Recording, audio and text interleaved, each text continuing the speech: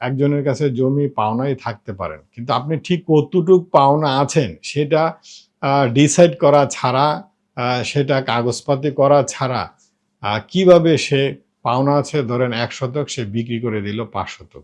দর্শক প্রান্তিক আলোচনায় আজকের বিষয় খুবই একটি অদ্ভুত চরিত্রের মানুষদের নিয়ে। সেই মানুষগুলো বাংলাদেশের প্রত্যেকটি গ্রামেই ২-১ জন করে থাকে এবং সেই অদ্ভুত মানুষগুলোর কোনো ক্ষেত্রে রাজনৈতিক পরিচয় থাকে, আবার কোনো ক্ষেত্রে রাজনৈতিক পরিচয় থাকে না। তবে সেই অদ্ভুত চরিত্রের মানুষগুলো যে প্রভাবশালী হয় সেটা একেবারে নিঃসন্দেহে। তো চলুন তাহলে আজকে সেই অদ্ভুত চরিত্রের মানুষগুলোকে নিয়ে আলোচনা শুরু করা যাক। আপনারা সকলেই এই অদ্ভুত চরিত্রের মানুষগুলোর ব্যাপারে জানেন এবং চেনেন, যার গ্রামে কারা এই কাজগুলো করে থাকে। এই অদ্ভুত চরিত্রের মানুষগুলোর কাজ আসলে কি হয়? এই অদ্ভুত চরিত্রের মানুষগুলো সাধারণত যেটা করে থাকে, গ্রামের মানুষগুলো যখন রাতের খাবার খেয়ে ঘুমোতে যায়, ঠিক তখন ওই অদ্ভুত ক্যারেক্টারের মানুষগুলো তার পুরো এলাকার ম্যাপ অর্থাৎ জমির নকশা নিয়ে বসেন।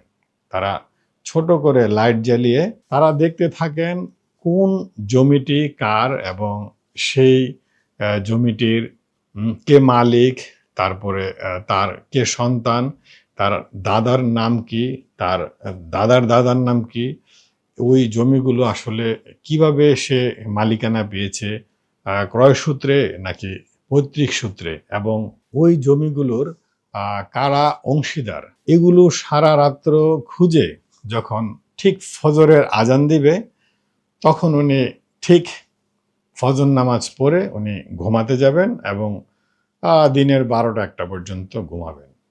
তো সারা রাত্র যেই খোঁজ খবর নিল কোন জমির মালিক কে এবং কারা তার অংশীদার, এরকম খুঁজতে খুঁজতে যখন ২-১ জন পেয়ে যায় যে কোনো এক জমির কোনো এক অংশীদার কোনো কালে ছিলেন, যে অংশীদার সে নিজেও জানেন না যে আমার মা অথবা আমার নানি অথবা আমার দাদার কোনো আত্মীয় আমাদের থেকে কোনো রকম কোনো অংশ পাওনা আছেন, আসলে যে পাবেন সেও জানেন না এবং যার কাছে পাবেন সেও জানেন না। কিন্তু ওই যে অদ্ভুত চরিত্রের যে মানুষটি, উনি কিন্তু ঠিকই খুঁজে বের করেন যে কার কাছে কে কিভাবে কতটুক অংশ পাওনা।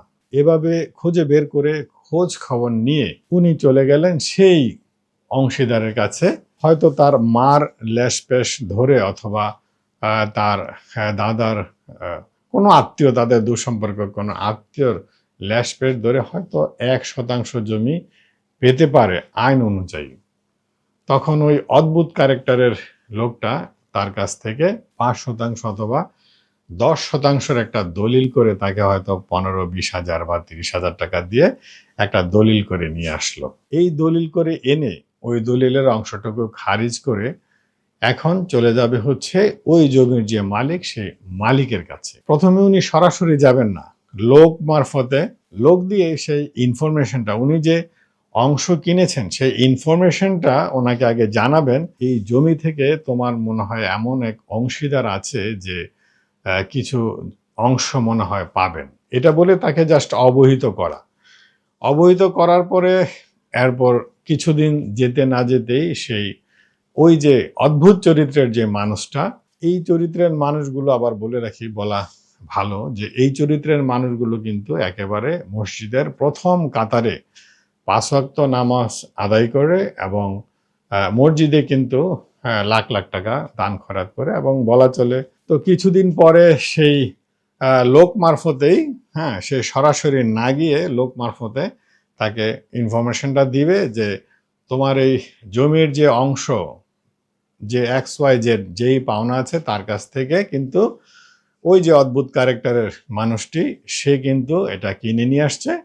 এখন তুমি যদি রাখতে চাও রাখতে পারো, আর না হলে সে তার জমির অংশটুকু তাকে বুঝিয়ে দাও, অথবা সে কিন্তু বুঝিয়ে না দিলে দখল করতে আসবে। কি করতে চাও তুমি? তখন হয়তো সেই সাধারণ মানুষ একটা প্রেশারের মধ্যে পড়ে যায়, নেগোসিয়েশনে আসতে চায়, অথবা টাকা নিয়ে বার্গেনিং করতে থাকে, সে কিন্তু ওই অংশটুকু, ওই অদ্ভুত ক্যারেক্টারের মানুষটা কিন্তু অংশটুকু কিনেছেন হয়তো 10 থেকে 20 হাজার টাকা দিয়ে, কিন্তু তার কাছে দাবি করতেছে 5 লাখ টাকা অথবা 4 লাখ টাকা। যাই হোক, 2 লক্ষ অথবা 3 লক্ষ কোনো একটা বড় অ্যামাউন্টের মাধ্যমে তার সাথে একটা নেগোসিয়েশনে চলে আসে ভয়ে। কারণ সাধারণ লোকটা কিন্তু ওই যে অদ্ভুত ক্যারেক্টারের যে শক্তিশালী, সমাজে প্রভাবশালী যে লোকটা, তার সাথে কিন্তু কোনোভাবেই ঝগড়া করে হোক, জোর করে হোক, মামলায় হোক, কোনোভাবে কিন্তু সে পারবে না। ফলে তার যতই কষ্ট হোক, অন্য জায়গা দিয়ে যদি তার 2-1 শতক জায়গা জমি বিক্রিও করতে হয়, সে কিন্তু নির্দ্বিধায় বিক্রি করে দিয়ে তার সাথে একটা সমঝোতায় চলে আসে। তো এই ক্যারেক্টারগুলোর কাজ হচ্ছে, এই অদ্ভুত ক্যারেক্টারের এই ক্যারেক্টারগুলো প্রত্যেক গ্রামে 2-1 জন করে আছে এবং এটা করে থাকে। সেই স্বাধীনতার পর থেকে বাংলাদেশে করে আসতেছে, এখনো করতেছে। এই ক্যারেক্টারগুলোর কাজই হচ্ছে পুরো গ্রামের কার কোন আত্মীয় কার কাছে, হ্যাঁ, একেবারে পয়েন্ট, হ্যাঁ, 0.7, 10, 30 পয়েন্ট অথবা 100 কে কার কাছে পাবে সেগুলো গিয়ে দলিল করে 5, 7, 10 হাজার টাকা দিয়ে দলিল করে আনা, এবং প্রকৃত যে মালিক, পুরো জমির যে মালিক, তাকে গিয়ে একটা প্রেশারাইজ করা এবং সেই 10-20 হাজার টাকা দিয়ে কিনে আনা জমিটা তার কাছে 2, 3, 4 লাখ টাকা বিক্রি করা। তো এই হচ্ছে তাদের মূলত কাজ। আমার আজকের এই ভিডিওটি প্রচার করার অর্থ হচ্ছে এই যে এদের আসলে কোন উপায়ে, মানে কোনো উপায়ে রোখা যায় কিনা এবং তাদের এই কর্মকাণ্ড থেকে নিবৃত্ত করা যায় কিনা, সেই বিষয়গুলো আপনারা একটু চিন্তা করে দেখবেন এবং এটা নিয়ে আসলে খুব জোরসোরে আলোচনা করা দরকার এবং আওয়াজ তোলা দরকার যে এই ধরনের কর্মকাণ্ড যারা করে তারা সমাজের নিগৃহীত, নিকৃষ্ট এবং জঘন্যতম লোক, যারা সাধারণ মানুষের উপর প্রেসার দিয়ে 10,000 টাকার জমি কাওলা করে এনে 5 লক্ষ টাকা পর্যন্ত তারা বিক্রি করে না, এটা জাস্ট একটা ব্ল্যাকমেল করে বলা চলে, একেবারেই ব্ল্যাকমেল।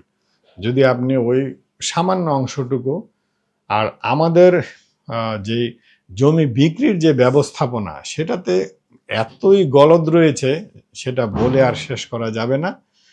কারণ যারা এটা ঠিক করবে তারা আসলে এই ধরনের সমস্যায় পড়ে না, তাহলে তারা কেন এটা ঠিক করতে যাবে, এটি আমার কাছে মনে হয়। কারণ আপনি অংশীদার হিসেবে একজনের কাছে জমি পাওনাই থাকতে পারেন, কিন্তু আপনি ঠিক কতটুক পাওনা আছেন সেটা ডিসাইড করা ছাড়া, সেটা কাগজপাতি করা ছাড়া, কিভাবে সে পাওনা আছে ধরেন 1 শতক, সে বিক্রি করে দিল 5 শতক, এই যে প্রকৃত জমির মালিক, তাকে সমস্যা ফেলা, তাকে প্রেশারাইজ করে তার কাছ থেকে অর্থ লুটে নেওয়া, এই সমাজের প্রভাবশালী লোকগুলো আসলে এগুলোই করে থাকে। আমার মনে হয় এই ধরনের অংশী, আমি আমার সাধারণ জ্ঞানে যেটা আমি বলতে চাই, আর সমাধান হিসেবে এই জমিগুলো বিক্রির ক্ষেত্রে অবশ্যই আপনাকে বন্টননামা, একেবারে পাকা বন্টননামা, যদি নিজেদের মধ্যে হয় সেটাও হতে পারে, অথবা যদি নিজেদের মধ্যে বনিবনা বা বন্টননামা নিয়ে কোনো ঝামেলা থাকে, তাহলে আদালত থেকে সেই বন্টননামা আনার পরেই কেবলমাত্র এই অংশীদের জমি বিক্রয়যোগ্য হবে বলে বিবেচনা করা উচিত এবং এটাই করা উচিত। তাহলে ওই যে বিশেষ ক্যারেক্টারের যে লোকগুলো প্রত্যেক গ্রামে 2 জন করে থাকে, এছাড়া তাদেরকে এই কাজ থেকে নিবৃত্ত করা কোনোভাবে আমার মনে হয় সম্ভব হবে না। এই বিষয়টি নিয়ে খুব জোরসোরে আওয়াজ তোলার জন্য, কারণ প্রত্যেক গ্রামেই এই সাধারণ মানুষরা এই প্রভাবশালী লোকদের দ্বারা হ্যারাসমেন্ট হচ্ছে, আর্থিকভাবে ক্ষতিগ্রস্ত হচ্ছে, এবং কি পরিমাণ প্রেশারের মধ্যে যে থাকে, আমার ব্যক্তিগত 2-1টা জানা ঘটনা থেকে আমি আমার অভিজ্ঞতাটা শেয়ার করলাম। আপনারাও আপনাদের গ্রামের এই ধরনের লোকদের প্রতিহত করুন, নিবৃত্ত করুন, চেষ্টা চালিয়ে যান। ধন্যবাদ সবাইকে, প্রান্তিক আলোচনার সাথেই থাকুন। ধন্যবাদ সবাইকে, ভালো থাকবেন।